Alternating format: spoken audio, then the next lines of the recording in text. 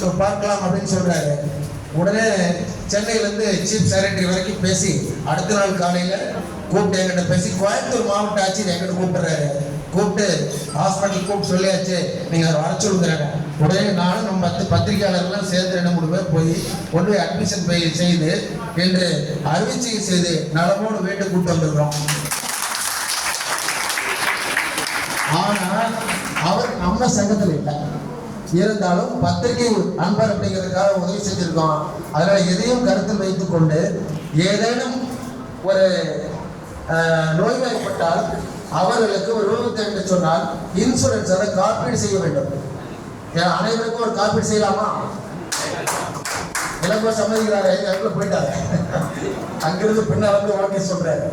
அதனால எல்லாரும் அதுக்கு ஒரு சந்தா மாதிரி கொடுத்து இன்சூரன்ஸ் குரூப் இன்சூரன்ஸ் பண்ணி ஒரு சாலை விபத்தோ அல்லது ஏதேனும் நடைபெற்றதுனால் ஒரு கை கால் உடம்பு ஏற்பட்டால் அதற்கு ஒரு தொகையை கொடுப்பதற்கு அதற்கு இன்சூரன்ஸை குரூப் இன்சூரன்ஸ் பண்ணணும்னு சொல்லி கேட்டுக்கிறேன்.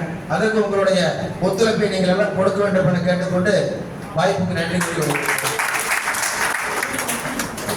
அருமையான இதை சொல்லியிருக்காரு, நன்றிங்க சார். சத்திவேல் அவர்களை பேச மேடைக்கு வருமாறு காலவாடி.